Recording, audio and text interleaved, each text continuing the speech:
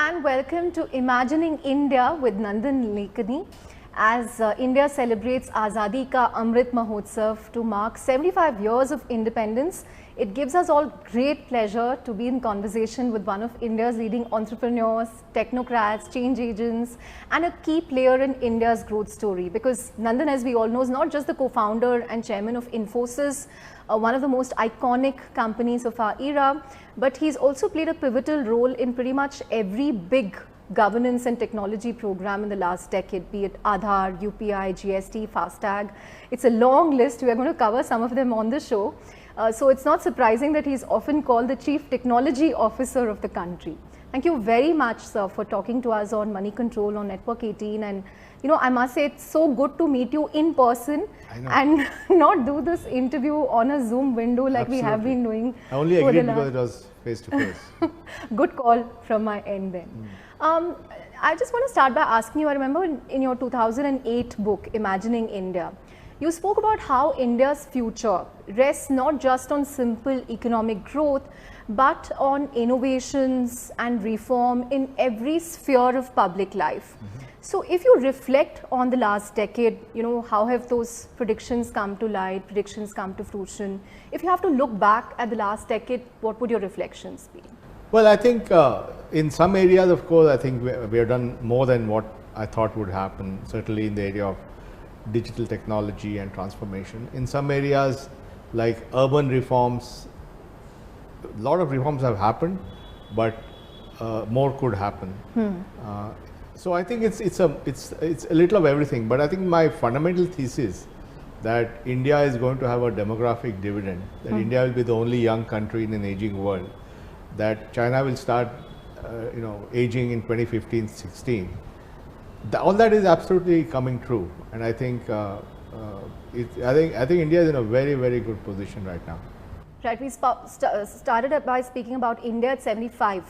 But if you have to chart a vision for the next 25 years, you know, 2-3 big picture ideas, game-changing ideas that you would like to see, what would they be? Well, I think first of all, because of the demographic dividend, you will have more working age people than either old people or young people. And once you have that, automatically it leads to economic growth, provided you create enough jobs for them. So we have to execute on that, but if we can create enough jobs for them, then we'll have many, many years and even decades of economic growth, which will then lead to better lifestyles, reduction of poverty, people becoming wealthier and so on. So I think there's a whole economic growth story, but there's also that this time we will do it in a very equitable manner, because this is not a resource based growth we're going to have. It's not about selling our oil or our coal or whatever. It's going to come because people, human beings, will get educated, get jobs and earn money, and it will happen at population scale. So it will be equitable growth for everybody.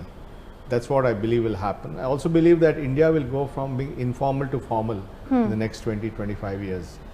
So more and more people and companies will become part of the system. It's already that process has begun, and once they become part of the system, then they'll have access to facilities. They will pay taxes. So the whole structural nature of Indian society will become much more formal, which also will make it much more stable. Right. And, are you optimistic about India today and its future, taking into account all the political, societal, cultural shifts we've seen in the last decade? Well, I think, obviously we live in an era where there's also very high visibility of these kind of things, and social media has not helped because it creates a lot of divisiveness and so on. But I think those are the issues that we'll have to deal with and tackle. But the fundamental thing is that you are looking at a decade or two of economic growth, which is equitable. You're going to pull out many, many more people from poverty into a reasonable life. And so I think it's a good, and the global geopolitics is in our favor. So I think it's a great place to be, and we just have to execute well and make sure that we actually meet the aspirations of all the people. I also wanted to understand, your thesis on manufacturing in India. I remember sometime in 2016 when there was this whole push on Make in India and how, we need to focus on exports, set up big factories. You said, manufacturing will happen, but it will not impact India in a way that, it's impacted China, Japan or Korea, because manufacturing was under a double whammy, extreme automation, AI, robotics and so on. But if you look at the last 2 years, we've seen the impact of COVID on supply chain, the geopolitics, China versus US. So, do you believe that we should kind of focus on becoming a manufacturing hub? Do we still have potential? If not for anything else, then at least, for security, to ensure we have domestic capability. No, I think India is actually well poised to actually become a much bigger player in manufacturing. I think COVID and the geopolitics have made people think of China plus one strategy. Yes. So they're looking at other alternatives in the supply chain. And India also happens to be a huge market. For example, if you're a smartphone manufacturer, you can not only use manufacturing in India to export, you can also use it to serve the domestic market. So manufacturing is definitely bound to take off. I think the PLI scheme is very well designed. Infrastructure is improving dramatically with roads, ports, airports and so on. So yes, I think manufacturing will improve a lot. But we can't think of only manufacturing as the engine of job creation, which is what happened in these countries, Japan, South Korea, China. They used manufacturing as the main engine. We have the advantage of a dual engine because we have manufacturing as an engine services. And we have a dramatic increase in services, especially IT services and other services that we can export digitally across on the wire. And therefore, I think this combination of service-led expansion of global markets and job creation coupled with manufacturing actually creates a very, very powerful capability for driving the economic growth you talked about. The other thing that I wanted to ask you about was in your first few answers, I think you spoke about how we need to do more when it comes to urban reforms. Can you tell us a little more about that? Because a lot of founders I meet in Bengaluru are always telling me about the woeful lack of infrastructure, at a time when Telangana is competing and other states are competing. What can we do when it comes to urban reforms? Well, look, I think infrastructure will keep happening. I think every city is now investing in infrastructure. I mean, in Bangalore, you can see so much work happening in metros and flyovers. So it will keep happening.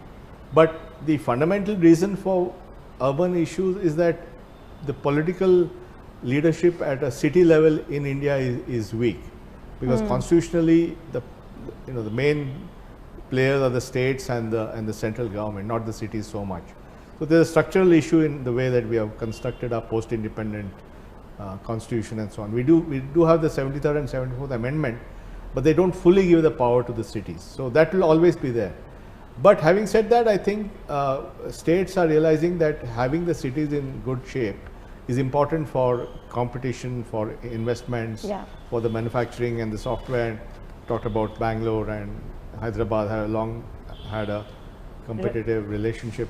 So I think that will perhaps drive the improvement of our cities. But the pace of improvement will be behind the pace of growth. Got it. Because so many people will come in. Right. You spoke about the IT services industry and the banner year that it had last year. In fact, one analyst told me that, the last 2 years perhaps provided the best spending environment for IT since Y2K. But right now there are fears of a recession, some kind of caution creeping in commentary. People are talking about how decision-making cycles are going to get longer. Of course, Infosys has upped its guidance and, Salil still sounds positive. But what impact is this going to have? I mean, you've seen multiple such cycles, the dot-com bust up and the global financial crisis. How would you weigh the current situation? Well, I think, obviously the global economy slows down. No industry will be immune from that. So that's a fact. As of now, particularly an industry that derives a majority of its revenues from North America. It's a B2B business. So, if your customer is slowing down, then that's logical. Having said that, I think within that there are many opportunities for market share increase. So those companies that are much better organized, much more competitive, much more customer focused, have much more relevant services to offer, they will do well. And that's, I think, the point from which Salil is coming on that. But even though there could be potentially a slowdown across the industry, not specific companies, it is the secular trend of digital acceleration is not going away. Because what happened was, even before the pandemic, companies were migrating to the new technologies, cloud, AI, big data and all that. And pandemic just accelerated that. And this is not a, this is a secular trend. This is not a, so there may be ups and downs because of economics. The secular trend in the increasing the digital intensity of companies and governments around the world is going to continue. And they will require companies to help do that. And you will find that India will play a huge role in that. You spoke about the supply side challenges. Let me also talk about the talent side challenges. Wipro chairman Rishad Premji made a very interesting observation recently where he said the Indian IT industry is in a perfect storm. Elevated attrition in the last couple of years implies that 30 to 40% of the workforce has been with the company for less than 2 years, and there's an equal quantum that's working out of tier 2 cities, smaller towns, hometowns who do not want to come back. How much of a challenge is this, and how do you think it will change the dynamics with which the industry has operated all of these years? And also the third aspect, which is many of them have never come to the campus. Yes. All working from home. No, I think all this will stabilize, because if there's a global slowdown, recruitment of companies will also slow down. And we're already seeing the first quarter was already a little already you're seeing that big tech has slowed down recruitment, startups have slowed down recruitment, the global centers in India have slowed down recruitment. So you're already seeing that. So that will reduce some of the pressure. And also, as the pandemic recedes, more and more people will start coming to the office. So I think that will be the second thing, that people will come into the campuses and actually meet their colleagues and meet their bosses, and the bonding will increase. And thirdly, I think companies will also distribute the employees in multiple locations, like we are doing in you've opened many smaller centers. So I think in the next year or two, this will come to some kind of an equilibrium. The where the people are, how often they come to work, and the attrition will all come to some equilibrium. I'm not. It's a issue. I agree, but it's not. I'm thinking longer term. So, but I think longer term, the combination of the fact that India will have the finest pool of talent in the world at scale, 500,000 people a year, and the fact that we have built infrastructure to train these people at scale, means that we'll continue to be extremely relevant as a country to the global digitization, which is accelerating. So that's why it's a sweet spot to be in. As it happens, this month I think also marks exactly 5 years since you returned to Infosys after stepping after stepping away from for a decade.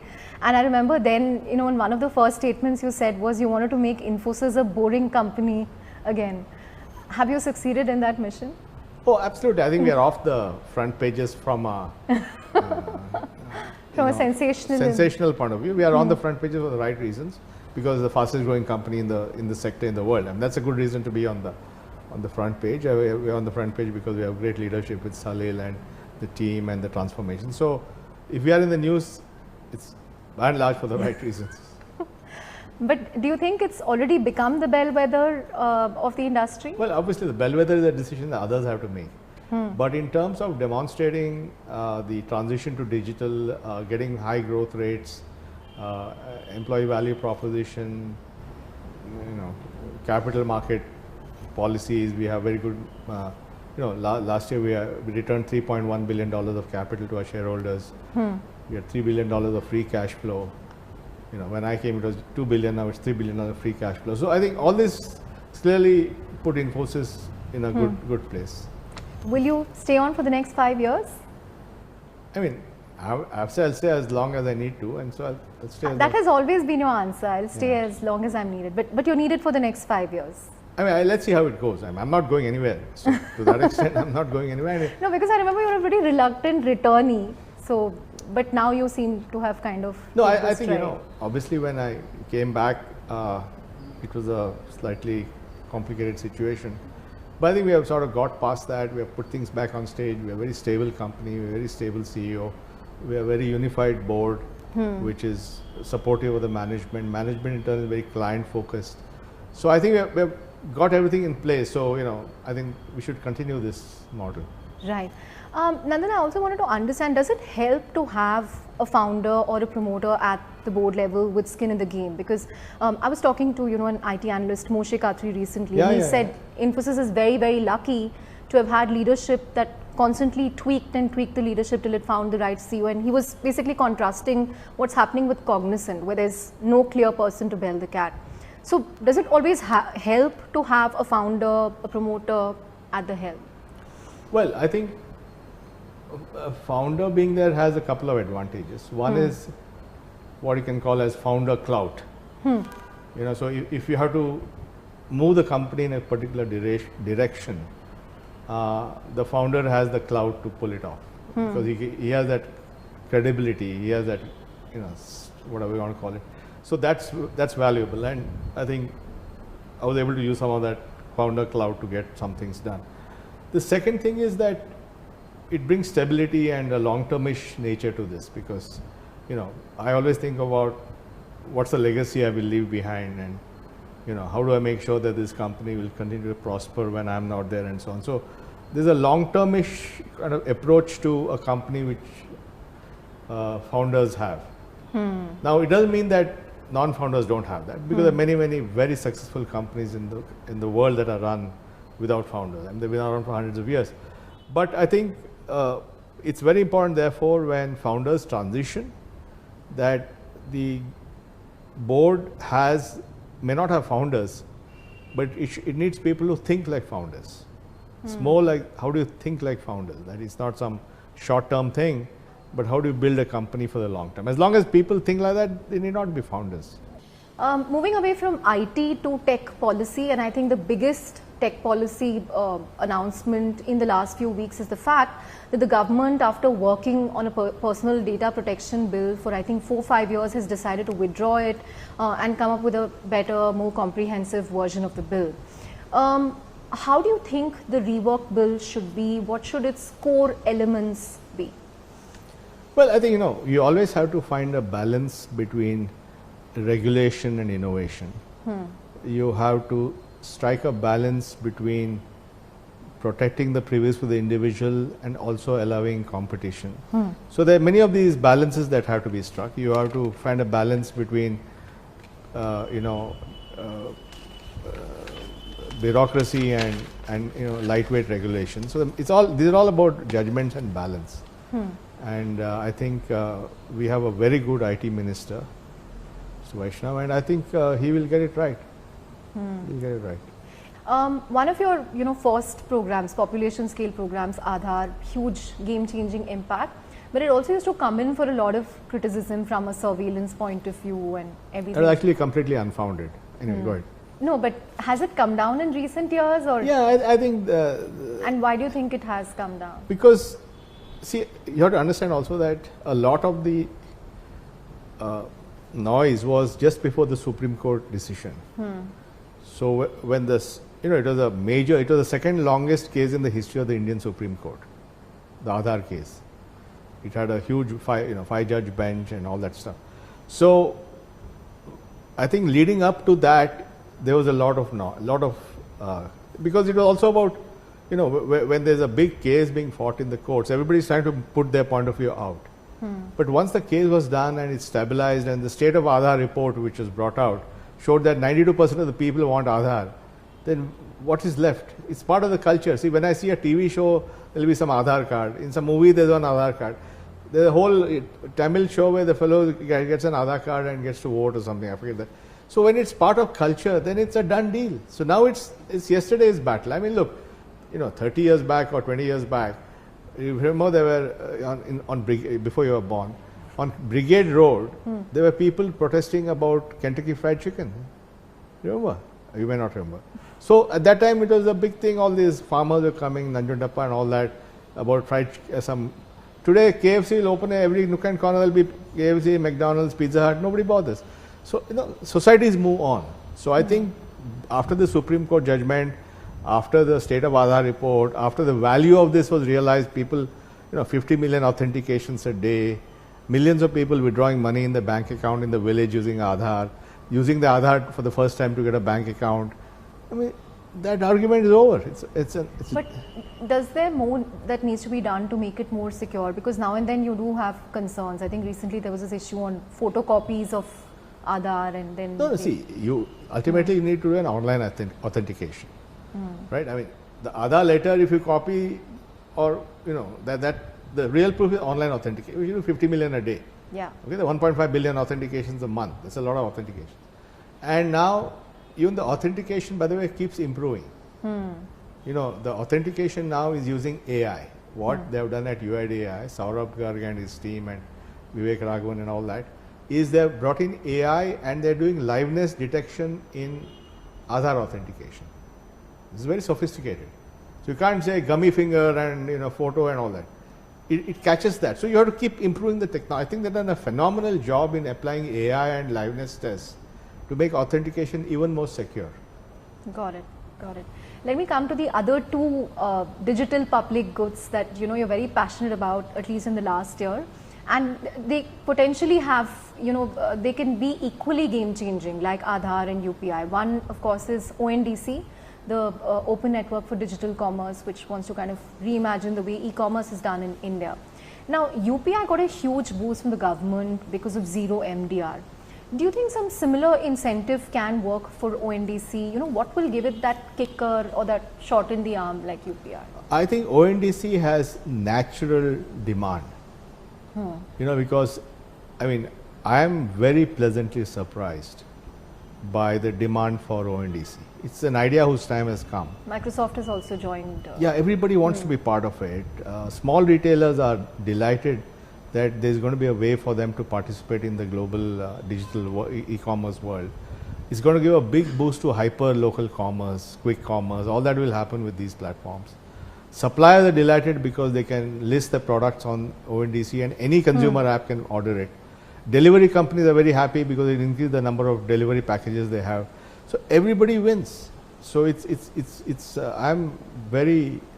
think just the market momentum will drive this. I don't think it, and obviously it will be like everything else built in India. It's going to be high volume, low cost, low transaction fee kind of model.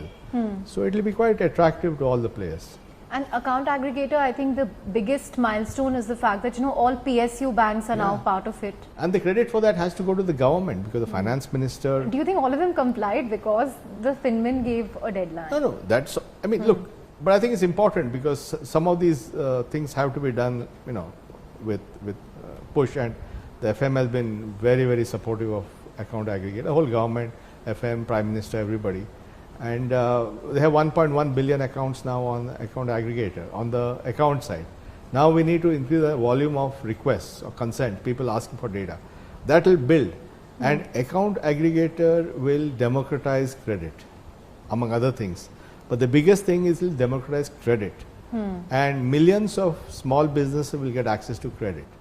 Now what happens is the supply chain is a big part of the current supply chain we have for manufacturer to wholesaler to stockist to retailer. They have very complicated stuff. Is actually because each guy on that chain gives credit to the next guy. Yeah. So the wholesaler gives credit to the retailer as much as a lender as he is a supply chain guy. So you have to see that what happens together. So ONDC provides the infrastructure to unbundle the supply chain. Credit through this account aggregator allows everyone in the supply chain to get access from formal supplies.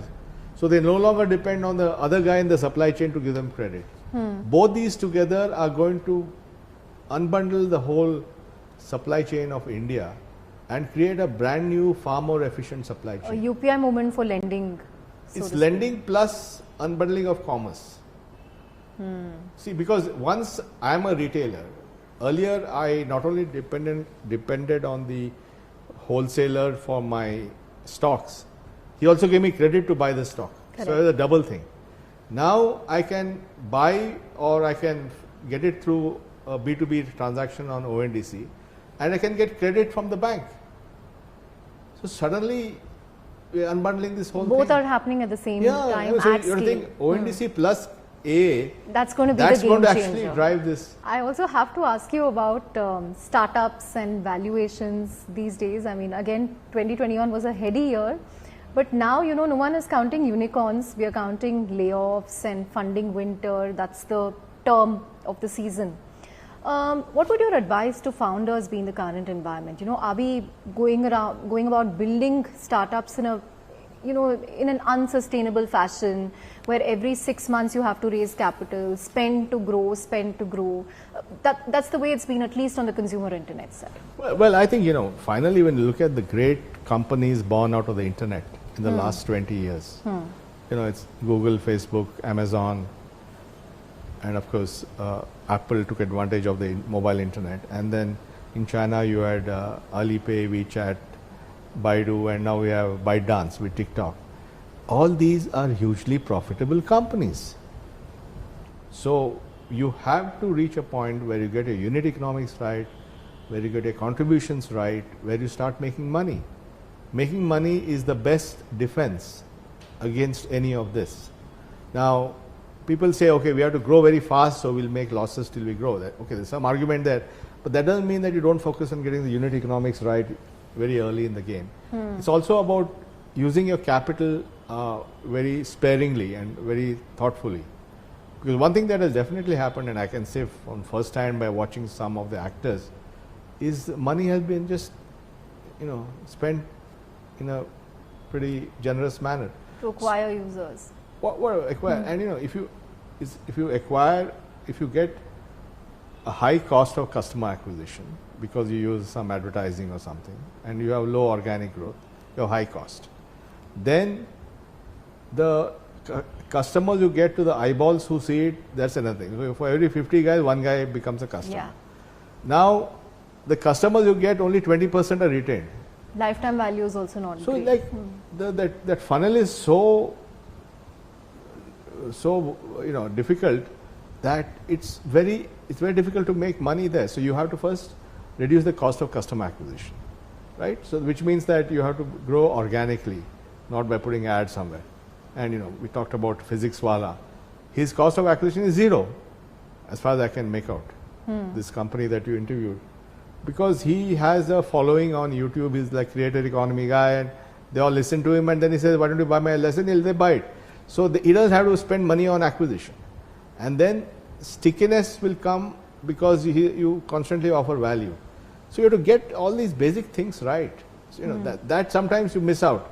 So I think this is a great time for companies, and I think there will be some great companies that will finally emerge from all this, who got the discipline and all that to be profitable and grow at the same time. Right. But do you think these new age tech companies can create wealth in the magnitude that we saw with an Infosys, TCS, Wipro, HCL, even mid-cap IT companies?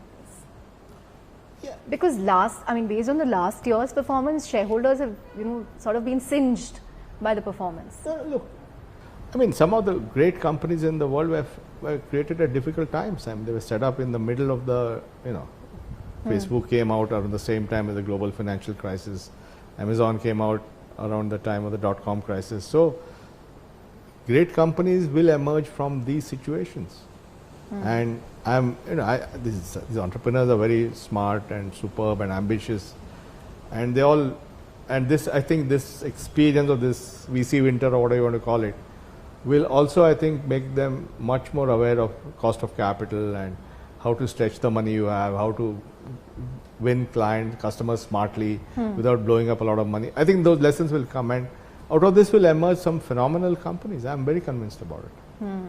And is there a startup founder who you particularly like, who you think is building right, building sustainably? Well, I don't want to take names because, you know, they're all my friends, or they You don't want to offend anyone by naming but them. many of them are great.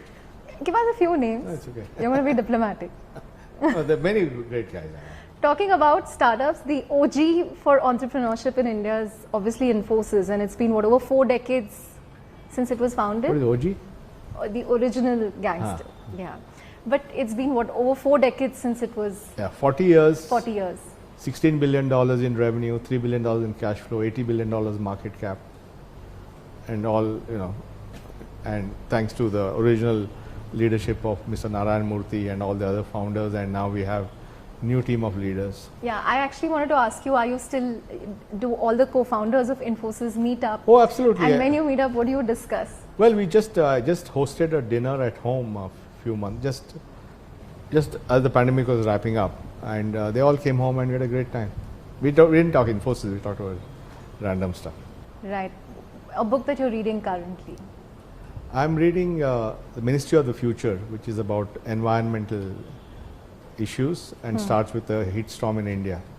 You wear so many hats, I have to ask you for your productivity hacks. Yeah. I know you don't use WhatsApp and social media, so that is 50% contribution. I don't, every morning people on the WhatsApp will get some WhatsApp forward, get angry. I'm not wasting my time on that. What are your other productivity hacks? I don't have negativity. Okay. So it's very important. I'm not sitting and feeling jealous about somebody or wanting to take revenge on somebody. None of those emotions. I'm just relentlessly focused on adding value every day. Finally, since we started with independence and Azadi, what does freedom mean to you? I think freedom is the ability to get more impact. I think the freedom I have because we live in a free country, or the freedom I have because of money, allows me to do even more to make a difference. On that note, thank you very much for joining us on this show, Imagining India with Nandan Nilekani. Thank you. Thank you so much.